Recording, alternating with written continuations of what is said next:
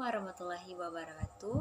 Perkenalkan, nama saya Elia Fitri, nomor induk mahasiswa 2005-10101. Di sini saya akan menjelaskan dan menjawab ujian akhir semester dari mata kuliah Hukum Kekayaan Intelektual. Yang pertama, hasil karya yang tidak dilindungi hak cipta itu seperti apa?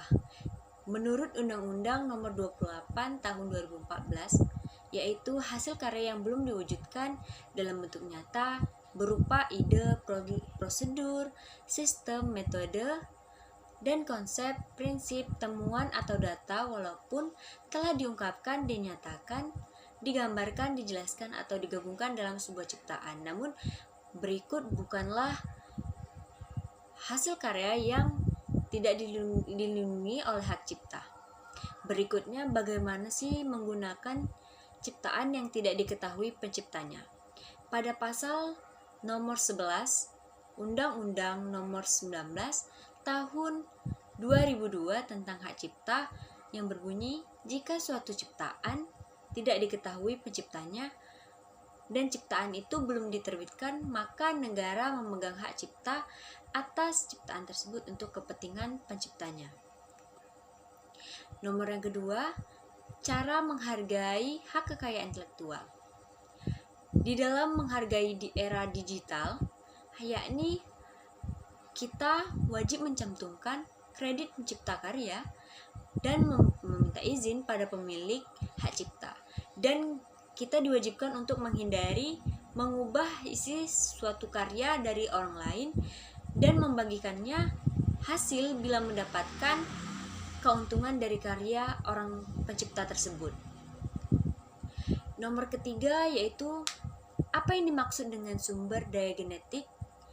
Sumber daya genetik yaitu yang disebut dengan atau disingkat dengan SDGs, SDG, sebuah material tumbuhan, binatang atau jasad renik yang mengandung unit-unit yang berfungsi sebagai pembawa sifat keturunan, baik yang bernilai aktual maupun potensial untuk menciptakan galur, rumpun, atau spesies baru.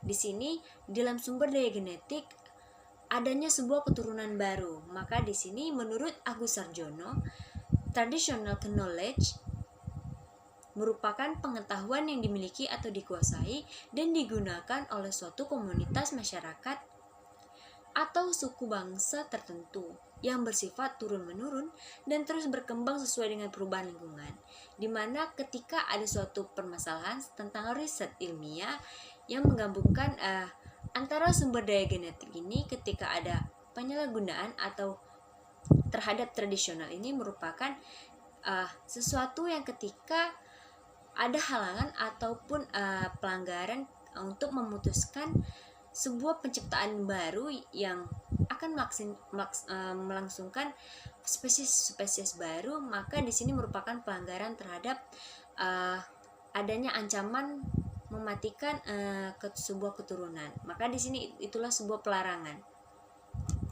Selanjutnya nomor keempat, apa yang menjadi perbedaan merek, paten, dan hak cipta berdasarkan masa berlaku? Yang pertama, hak merek adalah hak eksklusif yang diberikan kepada pemilik merek yang terdaftar untuk jangka waktu tertentu, dan hak merek diberi waktu pada 10 tahun dan dapat diperpanjang.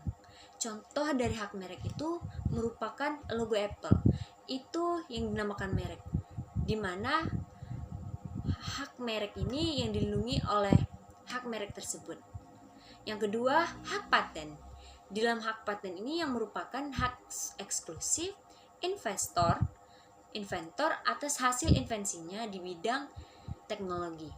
Hal ini tertuang dalam Undang-Undang Nomor 13 Tahun 2016 tentang paten.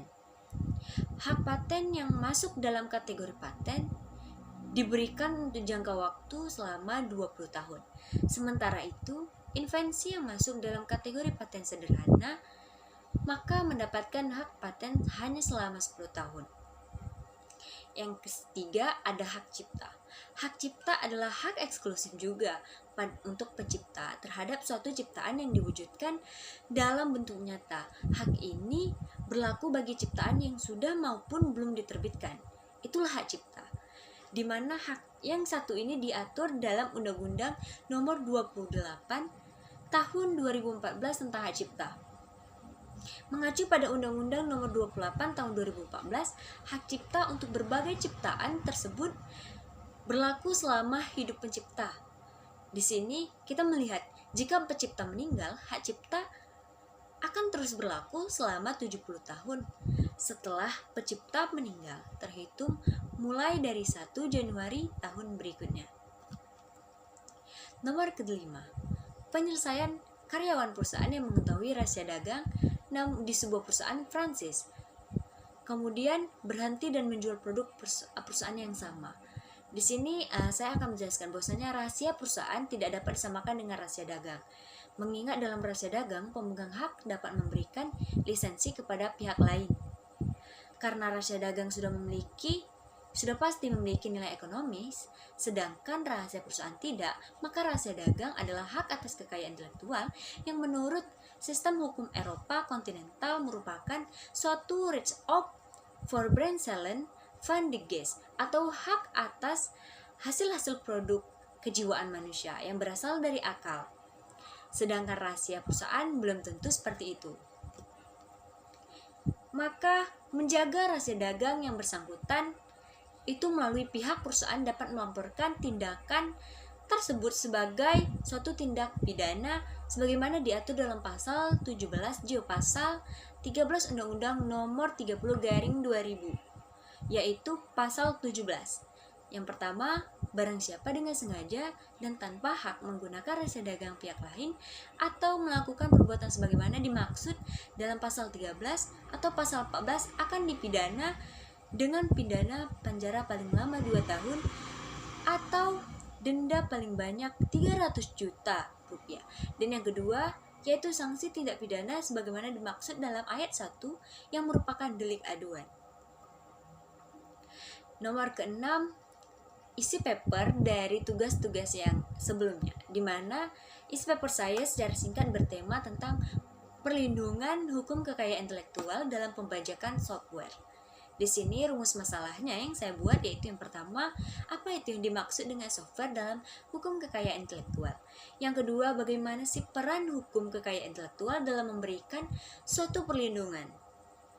Di sini saya memberikan sebuah kesimpulan, di mana perlindungan hak cipta terhadap pembajakan software ini terdapat dalam beberapa undang-undang yang diantaranya merupakan ratifikasi dari TRIPS Agreement.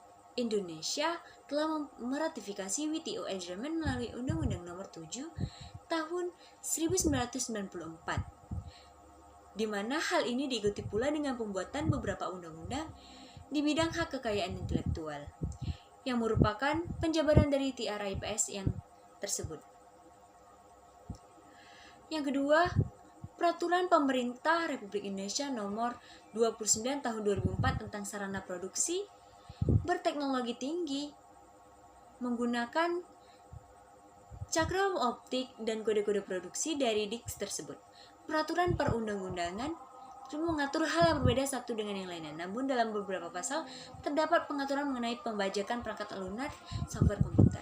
Yang ketiga, yang membuat masalah pokok ini dalam penegakan hukum dalam tindak pidana pembajakan perangkat lunak software ini sebenarnya terletak pada faktor-faktor.